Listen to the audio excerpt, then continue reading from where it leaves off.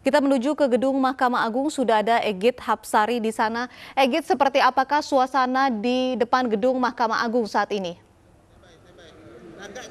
Kudsiah ibadah sholat Jumat di Masjid Istiqlal sudah selesai dan saat ini kami melihat pergerakan dari partisipan aksi Simpati 55 sudah mulai bergerak ke arah Jalan Medan Merdeka Utara, tepatnya ke arah gedung Mahkamah Agung yang menjadi destinasi terakhir dari aksi Simpati 55 ini. Bisa Anda saksikan di belakang saya, sejumlah massa sudah mulai memasuki Jalan Medan Merdeka Utara, namun memang masih belum banyak yang memasuki wilayah ini. Adapun wilayah ini sedianya adalah wilayah yang steril karena kepolisian sendiri sudah memasang sejumlah lapisan pengamanan, mulai dari lapisan pertama yang terdiri dari pagar-pagar beton dan juga dilanjutkan lapisan kedua yang terdiri dari kawat-kawat berduri, dan lapisan ketiga juga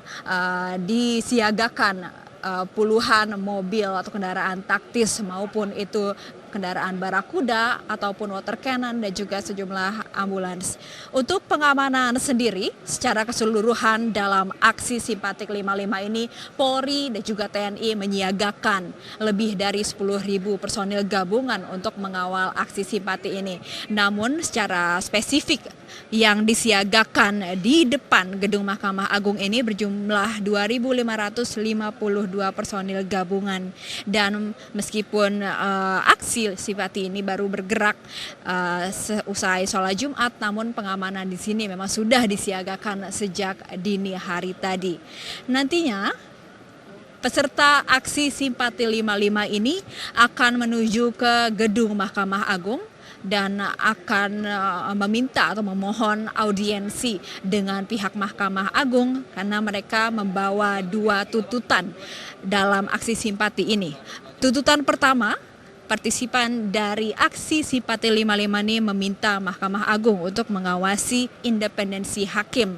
guna mengawal kasus dugaan penodaan agama dengan terdakwa Gubernur DKI Jakarta Basuki Cahayapurnama. Selain itu, peserta aksi Simpati 55 ini juga meminta agar majelis hakim dari perkara dugaan penodaan agama tersebut untuk memutuskan perkara berdasarkan pasal penodaan agama dan bukan pasal penodaan golongan sebagaimana yang diatur dalam pasal 156A huruf A Kitab Undang-Undang Hukum Pidana atau KUHP.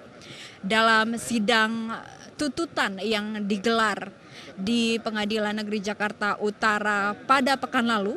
Gubernur DKI Jakarta Basuki Cahayapurnama dituntut oleh jaksa penuntut atas hukuman 1 tahun penjara dengan masa percobaan 2 tahun. Namun menurut Gerakan Nasional Pengawal Fatwa dari Majelis Ulama Indonesia yang juga menjadi partisipan dari aksi simpati ini,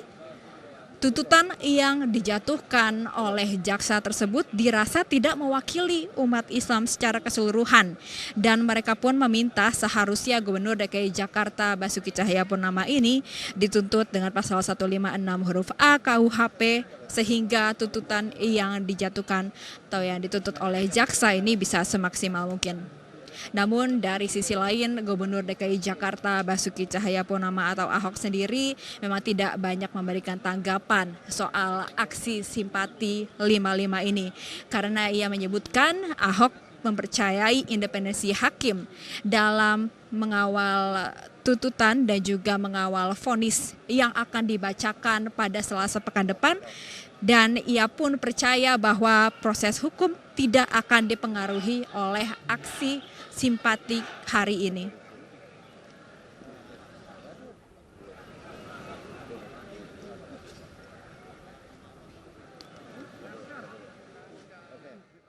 Sejak tadi pagi, Polri sendiri sudah menyiapkan pengamanan dan juga rekayasa lalu lintas karena sepanjang Jalan Medan Merdeka Utara, tepatnya di depan gedung Mahkamah Agung dan juga sejumlah gedung instansi pemerintahan lainnya seperti Kementerian Dalam Negeri ini sudah ditutup dan disterilkan. Ada sejumlah titik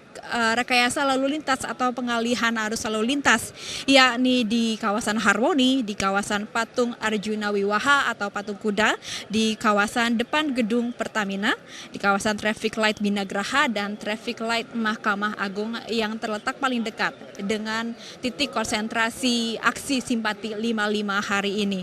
Adapun sebelum menggelar aksi simpati 55 hari ini, Kutsia, pada hari Rabu lalu perwakilan dari Gerakan Nasional Pengawal Fatwa MUI sudah menemui perwakilan dari Mahkamah Agung terlebih dahulu untuk menyampaikan surat permohonan audiensi dalam aksi simpati hari ini dan juga menyampaikan tuntutan-tuntutannya untuk mengawal peradilan dari Gubernur DKI Jakarta Basuki Cahayapurnama. Selain menyampaikan surat permohonan audiensi, perwakilan dari GNPF MUI juga pada hari Rabu lalu telah menyerahkan satu bundel berkas yang berisi 600 halaman, yang ini berisi surat dukungan dan juga jurisprudensi atas kasus serupa mengenai penodaan agama yang diharapkan dapat menjadi pertimbangan majelis hakim untuk menjatuhkan vonis dalam sidang yang akan digelar oleh Pengadilan Negeri Jakarta Utara pada hari Selasa pekan depan. Saat ini kami memantau massa semakin banyak yang memasuki area gedung Mahkamah Agung ini, dan nanti kami akan sampaikan kembali update atau perkembangan situasi terkini dari aksi simpati 55. Kutsia. Ya, baik, terima kasih Egit Hapsari atas informasinya langsung dari depan gedung Mahkamah Agung.